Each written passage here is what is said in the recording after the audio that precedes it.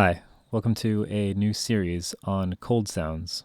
I'm going to kind of wing this one as I didn't really practice or memorize parameters ahead of time. This is displaying the final patch that we're going to make. You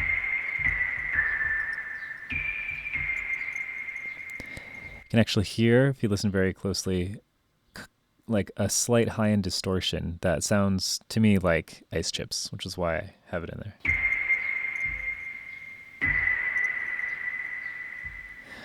So let's go ahead and open up a blank preset. And we're going to choose Mod 7. I'm not going to make this patch as complicated as the one that I just showed you, just because it's kind of unnecessary to go through all those extra steps just for a small addition of some high-end distortion. Anyway, open up a blank instance of Mod 7 and bump it up an octave. And I'll keep playing sounds as we're doing the tutorial. Let's go into the EXI. And we're going to send our oscillator 1 into mixer 1, oscillator 2 into mixer 1, and then jump over into the mixer and link the 2. And then jump back into the patch panel and send the mixer to filter A. You're also going to want to link filter A to filter B to get a 24 dB low pass. And I'm going to sneeze. Nope. Wait. Oh, no. Don't you hate that when that happens? So we have basic filter routing. Let's go into our oscillator page, VPM oscillator 1, and choose a triangle. And we'll do the same for VPM oscillator 2.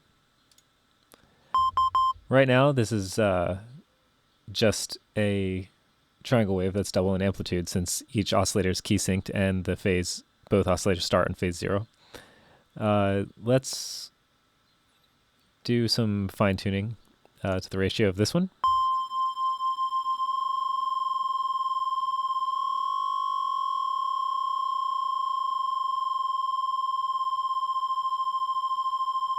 $13 sounds good. And I actually want to go into the oscillator main tab. Let's choose oscillator 1 and 2 as modulators. That way this detuning parameter will act on both of them. And just put it up 15 cents. Because this is a cold sounding patch, I think it needs to be a little sharp. To me, that just makes it better. You don't have to do this, of course. But to me, it makes it stand out slightly in a mix. And again, the sharpness just makes it sound colder, in my opinion. Let's go back into our filter.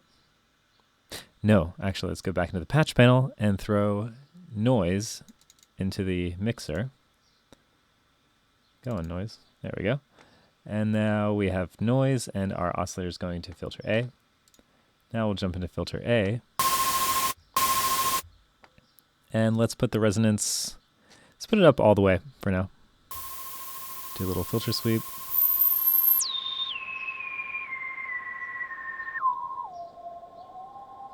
So you can hear when we actually lose the fundamentals of the triangle oscillators.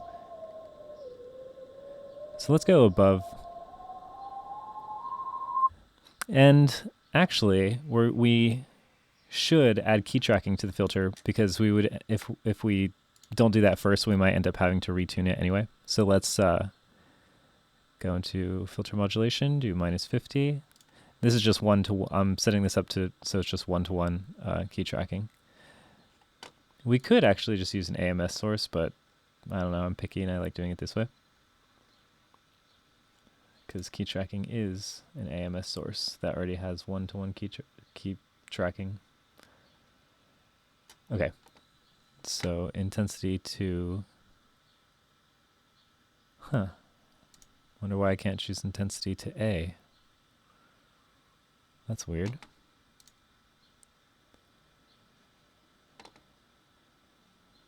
Let's put this on off. Even though that's not going to make much of a difference.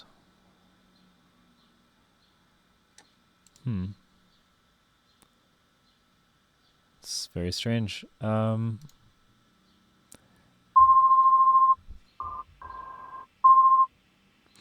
Oh, it's because it's automatically patched into the filter. Okay, so like I said, I'm kind of winging this one, so it's not going to be as fluid as my usual tutorials. So we can hear that the filter is key tracked, and in fact, let me go to the oscillator page. Actually, just go to the patch panel. I'm just going to turn down the oscillators so you can hear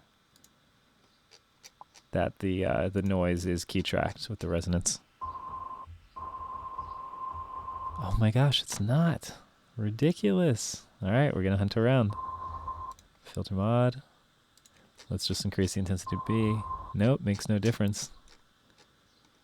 Amazing. What is this weird glitch? Is this the editor? Let me jump onto the Chronos and see if it's doing the same thing.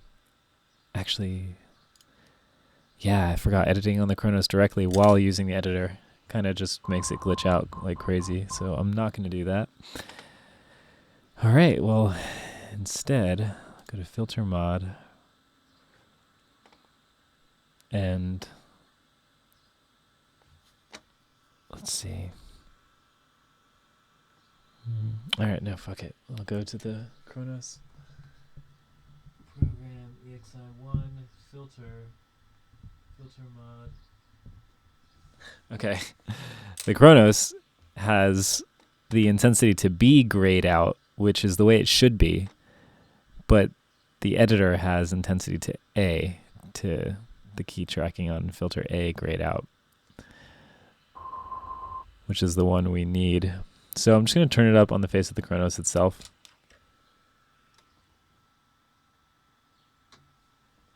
And ridiculous. The editor is ridiculous. So now that we have that set up, let's jump back into our filter and tune it. And let's turn up our oscillator so we can hear the fundamentals.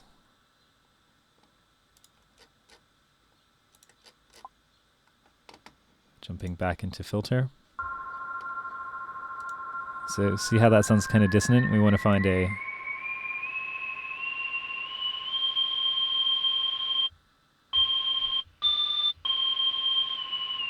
Let's go lower. Let's go to...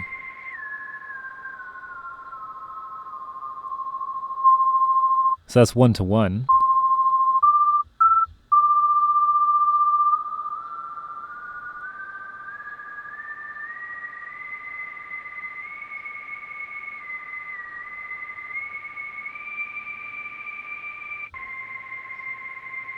Sounds like it might be a fifth.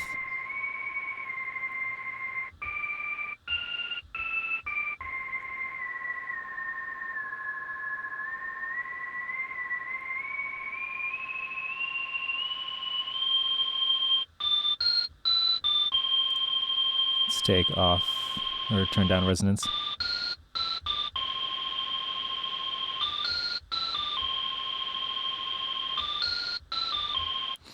That's not bad. Now let's go to amp.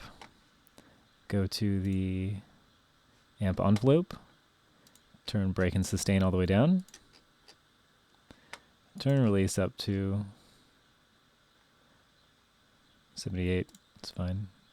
Keep attack down. Turn decay up to around the same.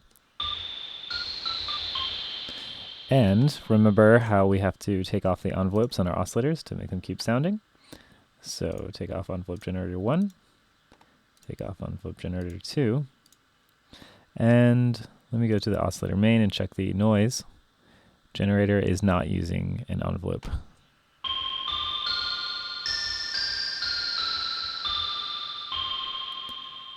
Very nice. And that concludes this patch. Other than that ridiculous glitch that we hit, this is fairly straightforward and easy. And again, this is part of a series that's going to be going over cold sounds. The next one that I have planned for tomorrow is really neat. It's going to sound like It's going to sound ridiculous, but it sounds like ice freezing. You'll know exactly what I mean. It's a sound that you'll um, immediately understand once, like the description will totally make sense once you hear it.